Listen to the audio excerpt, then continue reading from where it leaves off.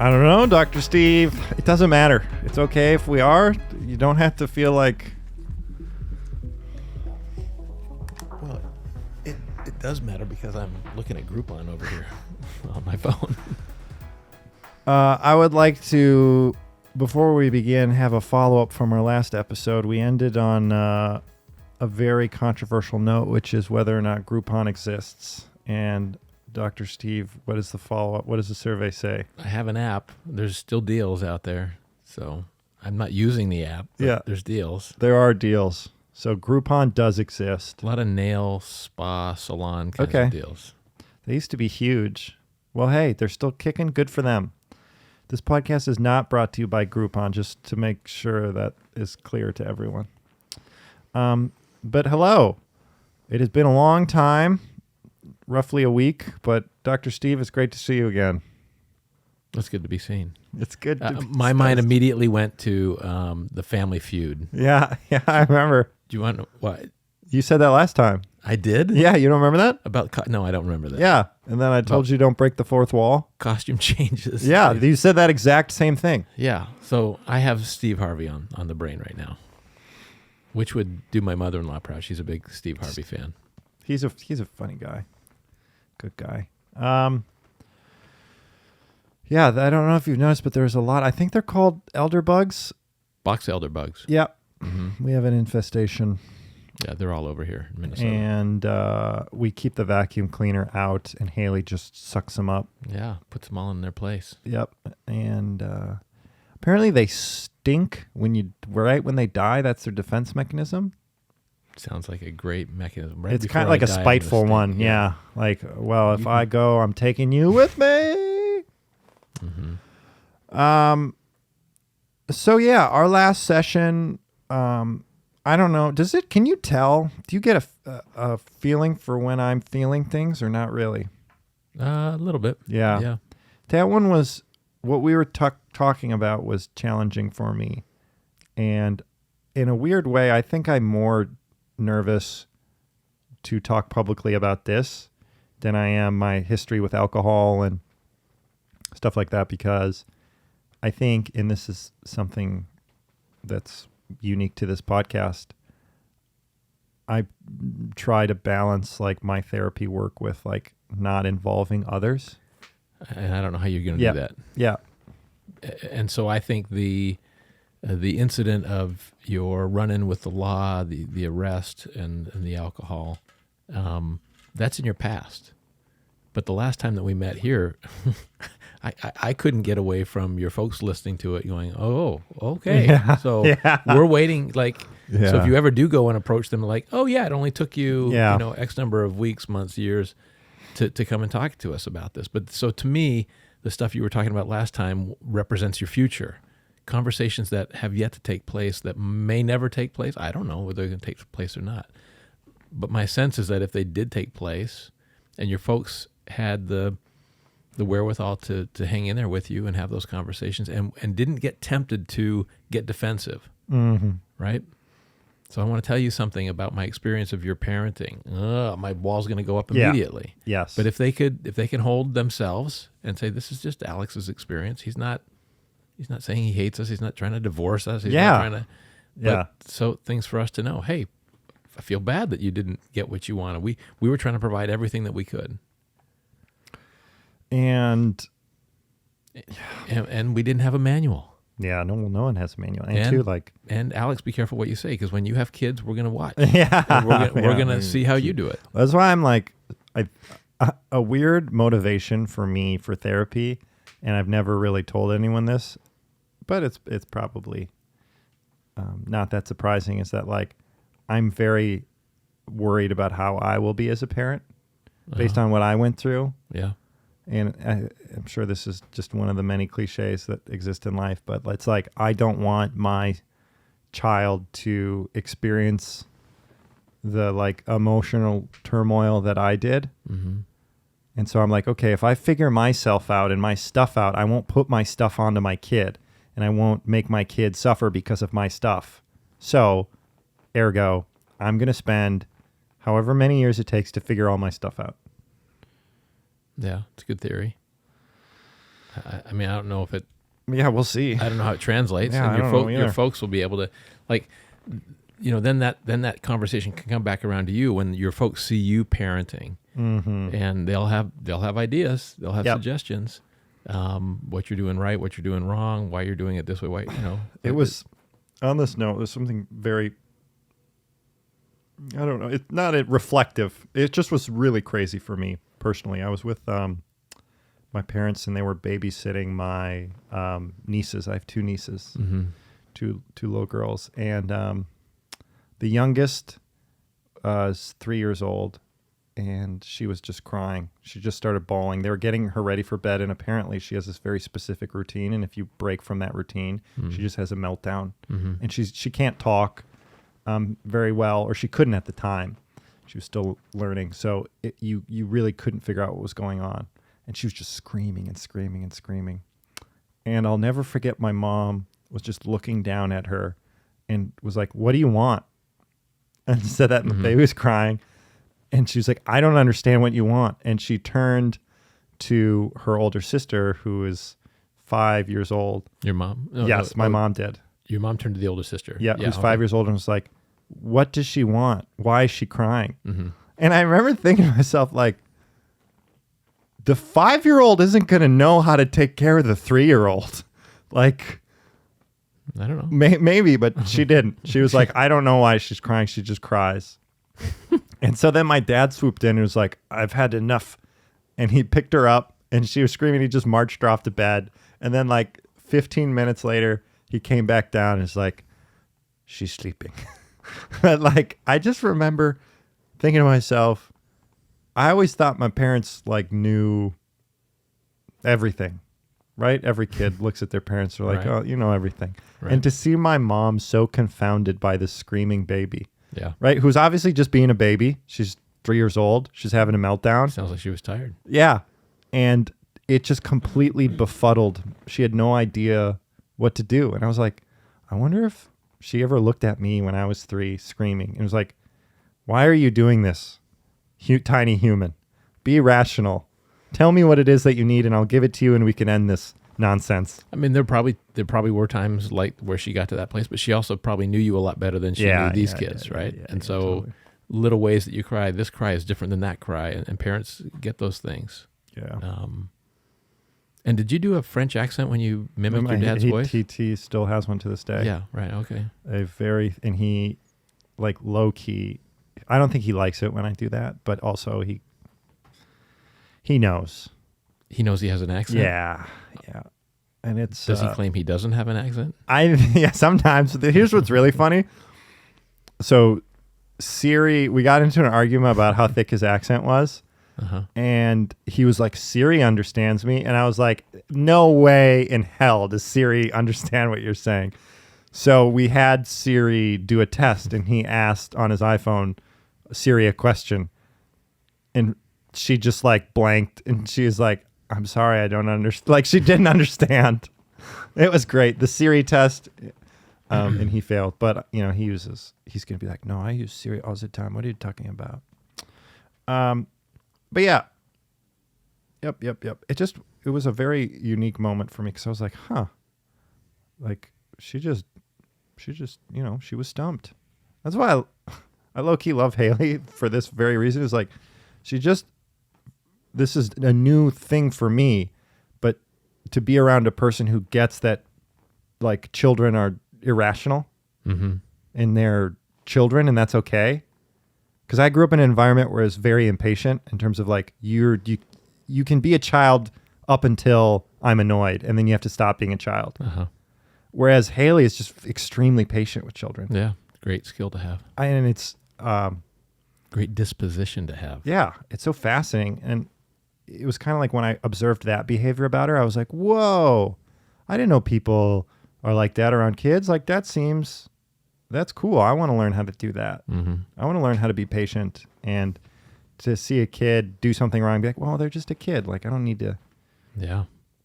I mean, unless they stole a car and they drove it, then I need to step in and be like, okay, dude, you can't do that. But if they just knock something over or something, I don't have to. What's really cool is seeing that in your own kids. when you, like, I don't think I had that. Like, I had less patience for my kids. I'm sure I was somewhat patient, but I think I was more quick to anger than when I see my daughter parenting. So that's going to be the thing for your folks, to see you, if the day comes when you have children, and how you respond, because you're also going to be influenced by Haley and her family culture. It's not just going to be Alex and his family's culture. You and Haley are going to have your own battles about, whose family is going to win out. How are we going to do things? How are we going to parent? What's new information that we get from science and from the clinical, the child psychologists out there? What's going to come down from our family culture? The ways that we think kids should be raised. I trust Haley's judgment, in terms of like parenting approaches, but in terms of, like family styles, it will be interesting. And so Haley and I are very different in a few regards, and we're just on like polar opposite ends of the spectrum, and we clash heads on those sometimes. And we're both very stubborn. So that makes it even more exciting. So it'll be very interesting to see, like, when it comes to parenting, how we will. But we're also both very reasonable. Like, that's what I love about her. She'll believe something, and then she'll also be like, okay, well, what's your side? Let's hear it. Let's talk about it, and we'll find some kind of compromise. But yeah, she also has been very helpful in terms of like me being able to explain what my childhood was like, and for her to be like, well, that wasn't my experience at all. Like that never happened to me. This is what happened to me. And it's cool and kind of healing in a way to be like, oh, okay. So yeah, like I'm not crazy for feeling like these few things were not great. And then also obviously she had her own set of things where she was like, hey, I grew up and this X, Y, and Z happened. And I was like, whoa, that's crazy. Like my parents never did that. Right. Which again, it's all relative. Yeah. We're all messed up. Yeah. Well, people come with a set of resources and a set of challenges. Everybody. And on the relationship note, are you familiar with the Prepare and Enrich? Yeah. So Haley and I have undergone marriage counseling because the state of Minnesota gives you like $150 off if you do it. Yeah. And it's been great. It's been a lot of fun.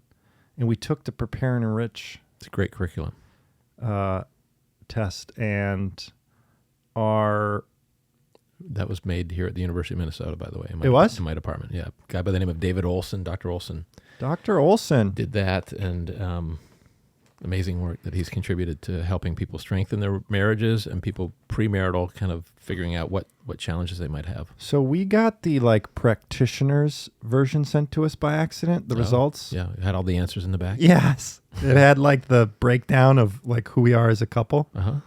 And we are a couple of conflict, which, are you familiar with how that all breaks down? Not exactly, but basically they were like, and a lot of that is my fault too, because when I took the test, I was kind of grumpy. Yeah. So I was asking questions like, do you ever find your partner annoying? I was like, why, yes, I do. Even at this moment, as we speak. So a lot of that was on me. But the process has been like really good. And because you've got a printout and you've got some kind of facilitator who's going through it with the facilitator. That's what we got. The facilitator results. Yep. Okay. Correct. So we sat down with her and talk about like, hey, and it's for those of you who are wondering, it's like a number. They ask you a question and you do like a scale from, I don't know if probably 1 to 7. Yeah, I don't know what it is. It might be like agree strongly, agree somewhat, neutral, disagree strongly. Yeah. And so that they focus on the questions where you both answer similarly, and then they focus on the questions where you're just like way off. Yeah, right. And you walk through them and you talk about them. And at first I was really anxious about the fact that it said we were a couple in conflict. But then as we went through like all of our conflicts, it was our stuff we already knew about each other, stuff we'd already talked about, and stuff that like I already feel comfortable being like, okay, it's not perfect, but like we've made a ton of progress and we will continue to make progress because it's not like we're too sensitive to talk about it. Right. And yeah, it was kind of funny though to be like, okay, the survey says that you guys are not compatible. We've crunched the numbers and you guys are in conflict. Did it say that you're not compatible? No, it just said we were a couple in conflict. Because it never does say that. Yeah. Like you'll never get a printout that says you two should not get married or you two should not go down this road. So our facilitator told us, she was like, I had a couple come to me because their results were they were a couple in conflict and their priest refused to marry them. Oh, isn't that crazy? Yeah, you can't judge. Dr. Steve refuses to cast judgment. I appreciate that about you. Crazy is pretty strong. Crazy is a strong word. Isn't that? Yeah, you're going to have to. Okay. Why don't you put the water over here? I'll fix it for you. I got it. It's this one. Or maybe it's this one. I think it was that one. Yeah, these microphone boom arms Wow. are pretty cheap. I'm going to be honest with Technical difficulties. Yeah, crazy is pretty strong. Crazy is a strong word. But But I'm not a therapist, so I can use that word colloquially. Sure. Anecdotally. But yeah, that process has been very, very good. And I would strongly encourage it to anyone who is either thinking about getting married with their partner or they're in the process of, they're already engaged. It's been a lot of fun. And I think it's brought us much closer together. mm-hmm. Like, I feel like I know her very well now. I recommend, like, if people are going to do some kind of premarital work, fill out Prepare and Enrich. Fill it out, and it's an objective instrument that just like Alex described. It's going to tell you where you match on ideas and beliefs and attitudes towards having kids, religion, division of labor, how you spend your money, just a variety of different topics. And it provides you with a printout that kind of shows where you match and where you don't match and gives you things to talk about. Most people go to premarital therapy, premarital counseling. They're so in love.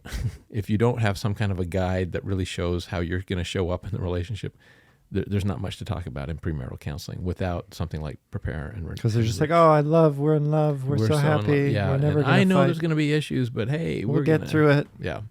Love is blind. Yeah. It was like 50 questions. And the facilitator's report was like 20 pages. Mm-hmm. But we agree on the most our biggest strengths were the areas where couples have the biggest issues, which was like family planning, finances, and then like ethics and morality. Mm-hmm. The things that we like, I think the struggles that we do have are like, she is much more introverted and I'm a little bit more extroverted. Mm-hmm. Mm-hmm. So stuff like that. And like, I'm pretty vicissitude-y and she's not vicissitude-y at all. I think you're starting to make that word be something it's not. I'm making it a thing. I'm going to use it to describe my brain. Okay. This is going to be like my neurosis and love of thought and philosophizing. So yeah, that's like our conflicts are, again, it kind of ties back to our session 2 sessions ago where I talked about like wanting a person with whom I can just be big brain crazy ideas and want a person with whom I can just kind of be extroverted and goofy and silly and then putting all of that on Haley. Like that's where conflict comes in our relationship. Do you think the two of you are having the same experience in the premarital work? A similar experience? Like, is it enjoyable for you, but she's not finding it so enjoyable? She does find it enjoyable. Yeah. She probably finds it more challenging and more like, she described it as like, in terms of like, let's call couples therapy, right? Let's call premarital counseling therapy. She's like, when we're in sessions together, I'm like, all right, let's dive in. Let's go. And she's like, you're kind of like a spaceship and you're dragging me along and I'm like a little turtle moving at turtle speed. And I'm just like, whoosh, and she's just like, wah! And those are the noises she makes, which is it's so funny because it's like I just picture Haley as a turtle, a very cute turtle. But that's her experience of it. It's not that she doesn't find it beneficial. It's just like sometimes she's like, dude, will you pump the brakes a little bit? Yeah. Okay. That's good that she can say that to you. Yes. Yeah. She has gotten really good at sharing more of her thoughts and feelings because she also grew up in an area where it's like, there's just like no emotional chatting whatsoever. Like my family of origin is very much like, you can dump emotions on someone, but you can't acknowledge them. Like you can't ever talk about them, but you can express them and then yell at each other about them. And maybe that's some like weird European way. But she grew up in the much more like German / Nordic, like just no emotions whatsoever. Which I'm sure it has been a pleasure for her to be partnered with someone who's like, blah, blah, blah, blah, blah. So how, Alex, you have so much experience with going to therapy. You've talked on this podcast about, 15 years of being in therapy and stuff. How does that show up in your relationships? Like when you're working with someone or you're in a relationship with somebody that you think, okay, they really need therapy. They need to get their stuff together. Do you become an advertisement for therapy, or do you like just kind of take that into yourself? Like, oh, Jim could really use a good session, or how do you, do you become an evangelist for therapy or what? No, because I don't want to be preachy. And also I know it's a really sensitive subject for a lot of people. So typically what I do is I'll just like make a mental note. And if I see maybe like a blind spot or something, I'll try to support it. I'll make an effort to be like, okay, based on what I'm observing, I think this is what they need more of. So I'll give them a little bit more of that. And in the meantime, I'll just talk to, like if it's a relationship where I talk to them frequently, I'll just have frequent interactions with them and it's bothering me. I talk to my therapist about it. But there are a few people where I get to the point of like, hey, like I know this is a little bit too much or whatever, but like, it's been really helpful for me to have someone to talk to about this kind of stuff. And more often than not, they agree. They're like, no, that's true. They just don't follow through, and that's okay. Okay. But I typically only bring it up if someone asks me about whether or not I see one, or they start talking about therapy. They'll be like, oh, I love therapy. Oh, my God. Why do you ask? I don't know. I just wondering. I mean, you were talking about Haley's metaphor of you being on a spaceship and she's this turtle who's kind of lagging behind, and just wondered how that's is that going to be the kind of thing that shows up in your marriage? Does it show up in your workplace environment with other people about No, I definitely don't push it. The comfort you have with maybe being open and honest about elements of yourself, parts of yourself, and does it get frustrating to you when you see people who are more closed off? Well, that is probably a fair point. Yes. But I definitely do not expect people to share like their insecurities with me or things like that. It's more so like, hey, are you like mad at me or something like be more honest if there are things that I'm doing that are affecting you. That's the only thing where I get a little frustrated. I definitely, or I would at the very least hope that people do not feel pressured to express or expose themselves when they're around me. Like, be vulnerable. Because I'm not, like in the work environment, I'm not like, hey, so tell me, like, what are your deepest, darkest secrets? Like, let's just get, like it's none of my business. And if someone is not, they share with me that they're not doing too well, I 100% will be like, do you want to talk about it? Like, can I help? Like, what's going on? And, but yeah, I don't want to be preachy at all. And it gets brought up very rarely. Like the therapy in general? Or? Yeah. Yeah. Yep. There's probably only like a handful of people I've brought it up to. And that's just because that's the way the conversation went. Yeah. Unlike now, where I bring it up to anyone, the internet. Right. Yeah, I think so. These last two sessions are the first time for me where I have felt like typically I've had a plan for my emotions, Yeah. but these times I really haven't. And that's kind of scary in a weird way. A plan for your emotions associated with the podcast? Yeah, like, okay, our here are times together? Or? Yep, here are the emotions I'm going to discuss, and here's how I'm going to approach them. Uh-huh. Whereas now I'm like, I don't know. I don't have a plan. This is just what I'm feeling. And it's kind of scary a little bit. Mm-hmm. Especially, I think what's odd is I worry about like, saying something that pisses someone off, but B, not being interesting enough, like coming off of our session where I shared some like kind of intense stuff. It's like there's a little bit of pressure to keep, okay, what's next in the skeleton closet? Like, let's dig it all out. Yeah, and I think that's if part of what the goal is for this podcast is to let people know it's okay to go to therapy, to broaden the conversation on mental health and getting help. One of the things we have to portray is that sometimes you might go into therapy and it probably would have been better not to have the session. Like, I don't really have anything on my mind, nothing, I don't have a burning issue, or last session was really tough and I don't want to talk that much. I just want to be quiet and pensive, or maybe I shouldn't have kept the appointment for today. That happens. I think I said in one of the earlier sessions, I don't think people need to be in therapy, but people need to have therapeutic moments. And therapy is a place where people can have therapeutic moments.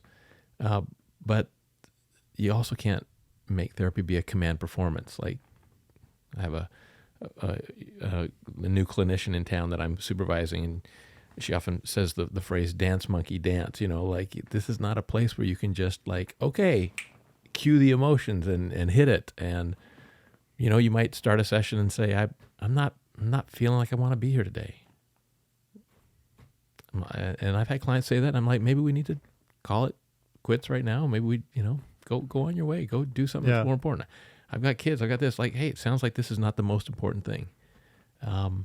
That's hard when the other purpose is delivering a podcast, wanting to put something up that can air. Yeah. But the reality is, I don't think you can make people disclose and be vulnerable and in a command kind of a format. I agree. And I think what's interesting as I consider what you've just said, there's a part of me that's like, it ties back to what we said at the beginning of, was it this session or Family Feud? Last session. Who knows? These sessions blur together. I once, at some point in time, stated to you that like it's really hard for me to do nothing because I've grown up in an environment where it's like you got to be productive. The human doing versus human being. Yes, and I think I apply that to therapy. Like, there are times where I don't want to go, but I go because I'm assuming there's something I got to work through. There's got to be something that is going on in my brain that I'd benefit from talking about to someone and confronting. So I kind of show up, and I show up every week. And I always thought like, no, it's a good thing, but maybe it's like to a fault. I definitely don't force myself to go, but just hearing you say that, I was like, made me think about this, because I've always been like, no, we're going. Like, it's this is the date, it's the time. Yeah. I'm going in. I'll figure out something to say. Well, I think there are a couple different ways to approach doing therapy. One of them is to be very goal directed. Hey, I'm working on my depression, and then getting really clear with your therapist about how will I know when we're done? Mm-hmm. How will I know that therapy for my depression has worked or it's not working and I need to adjust or do something different?